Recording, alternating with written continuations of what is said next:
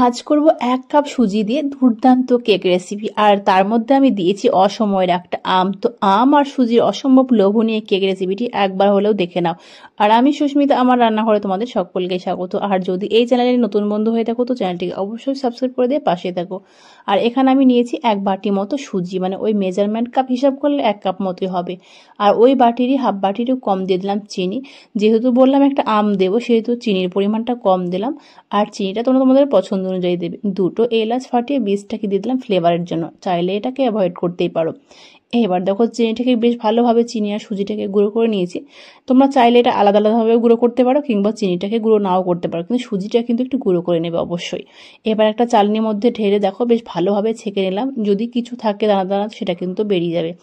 আর এবার বললাম একটা আম দেব, তো সেই জন্য একটা আম কেটে নিয়েছি। আর যে বাটি মেপে আমি সুজিটা নিলাম সেই বাটি মেপে আমি আমটাকে নিয়ে নিচ্ছি, কারণ কি তাহলে মাপটা কিন্তু একদম পুরো ঠিকঠাকভাবে হবে। সেই জন্য বাটি মেপে আমি 1 বাটির মতো আম নিলাম। তবে 1 বাটি মেপেই দিতে হবে সেরকম কোনো ব্যাপার নেই, হাফ বাটি মতো দিলেও হবে।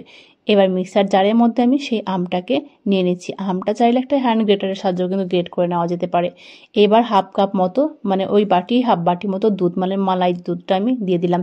এই দুধটা আমরা আগে থেকে জাল দিয়ে ঠান্ডা করে নেওয়া। এটাকে বেশ ভালোভাবে পেস্ট করে নিলাম। দেখো একদম স্মুথ কিন্তু পেস্ট হয়ে গেছে।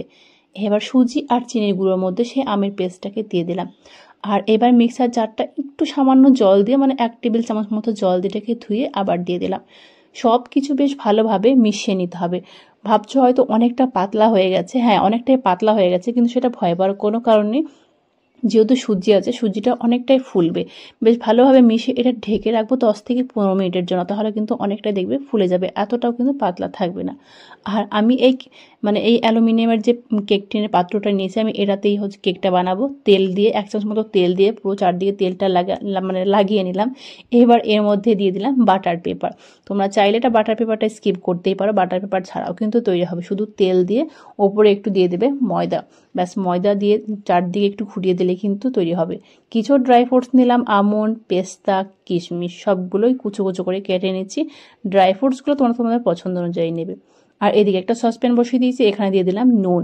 এই নুনটা দেখো কীরকম কালার হয়েছে, বালির মতো লাগছে, কিন্তু এই নুন দিয়ে আমি বহুবার কিন্তু কেক করেছি, সেই জন্য কালারটা চেঞ্জ হয়ে গেছে। নুনটাকে বেশ চারদিকে ছড়িয়ে দিলাম। ছড়িয়ে দেওয়ার পরে এবার এটাকে ঢেকে আমি একদম লো টু মিডিয়ামে এটাকে 10 মিনিট ধরে একটু গরম করে নেব। আর 10 মিনিট পরে এদিকে দেখো সুজির ব্যাটারটা দেখো যে অতটাও কিন্তু পাতলা নেই, দেখো কতটা একদম পুরো সুজিগুলো ফুলে কিন্তু ফুলে গেছে। যাই হোক, বেশ ভালোভাবে মিশিয়ে নিলাম। আর সেই বললাম খুব শক্ত কিন্তু হবে না, একটু পাতলা ভাবটা থাকবে, যেহেতু আম দেওয়া আছে। ওই জন্য 1 চা চামচের 3 ভাগের 1 ভাগ এবার এখানে দিয়ে দিলাম বেকিং পাউডার। বেকিং সোডা কিন্তু ব্যবহার করো না, বেকিং পাউডারটাই কিন্তু দিও। আর কিছু ড্রাই ফ্রুটস আমি এখানে দিয়ে দিলাম। সব কিছু বেশ ভালোভাবে একটু মিশিয়ে নিলাম। এবার দেখতেই পাচ্ছ আমি তোমাদের কাছ থেকে দেখাচ্ছি, খুব পাতলা নিয়ে, আর একটু পাতলা থাকবে, বারবার বলছি, যেহেতু এটা আম দেওয়া আছে সেই জন্য। চাইলে তোমরা এখানে একটু ময়দা কিন্তু কিংবা আটা ব্যবহার করতে পারো, আমি সেটাকে আর অ্যাড করলাম না। এইবার কেক টিনের পাত্রে সেই ব্যাটারটা দিয়ে একটু ট্যাপ করে দিলাম, যদি ভিতরে হাওয়া থাকে সেটা বেরিয়ে যাবে। এবার উপরে সেই ড্রাই ফ্রুটস দিয়ে আমি সাজিয়ে দিচ্ছি। ড্রাই ফ্রুটসটা তোমাদের পছন্দ অনুযায়ী দেবে। আর দেখতে কিন্তু দেখো দারুণ লাগছে, অসম্ভব ভালো লাগছে। আর এদিকে সসপ্যানটাও দেখো গরম হয়ে গেছে, খুব সাবধানে কিন্তু ঢাকনাটা অবশ্যই খুলবে। এবার এখানে স্ট্যান্ডটা বসিয়ে দিচ্ছি, সাংঘাতিক গরম হয়েছে, যেহেতু নুন দেওয়া আছে সেই জন্য। এবার কেক টিনের পাত্রটা বসিয়ে দিচ্ছি খুব সাবধানে। এবার ঢেকে এটাকে একদম পুরোপুরি 1/2 ঘন্টা মতো আমি কুক করে নেব। আর গ্যাসের ফ্লেমটাকে একদম পুরোপুরি লোতে রাখতে হবে। দেখো লোতে রেখেছি, এই লো ফ্লেমে 1/2 ঘন্টা মতো কুক করব। তারপরে চলো 1/2 ঘন্টা পর আমি তোমাদের এটা দেখাচ্ছি। 1/2 ঘন্টা পর ফিরে এসেছি। এবার ঢাকনাটা খুলে দেখি অবস্থাটা কি হয়েছে। দেখো অসম্ভব কালার এসছে, দুর্দান্ত একটা ফ্লেভার বেরিয়েছে। আর একটা টুথপিকের সাহায্যে এভাবে একটু চেক করে নেবে, যদি দেখবে টুথপিকের গায়ে লেগে আছে তখন আরও কিছুক্ষণ মতো একটু কুক করে নেবে। তো টুথপিকটা একদম ক্লিন ছিল, এবার আমি নামিয়ে নিলাম।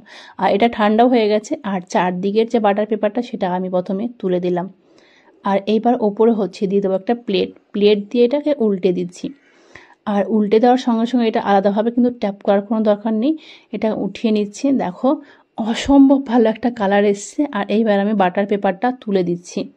দেখতে পাচ্ছ কতটা সফট হয়েছে। 1 কাপ সুজি দিয়ে কিন্তু তৈরি হলো এই দুর্দান্ত কেক রেসিপিটি। আর একবার হলো এরকম ট্রাই করো, অসম্ভব ভালো একদম নিরামিষ একটা কেক। মানে কতটা সফট হয়েছে, চলো এটা তোমাদের কেটে দেখাচ্ছি। তো আর ভিতরটা এত সুন্দর রসালো হয়েছে, মানে যেহেতু আম দেওয়া আছে একদম অন্যরকম হয়েছে এটা। তো একবার হলো ট্রাই করো, আর কেমন লাগলো আমাকে কমেন্টে অবশ্যই জানিও। আর আজকের মতো এই পর্যন্ত, পরদিন নেক্সট কোনো ভিডিওর সাথে দেখা হবে। আর যদি এই চ্যানেলে নতুন বন্ধু হয়ে থাকো তো চ্যানেলটি অবশ্যই সাবস্ক্রাইব করে দিয়ে পাশে থেকো।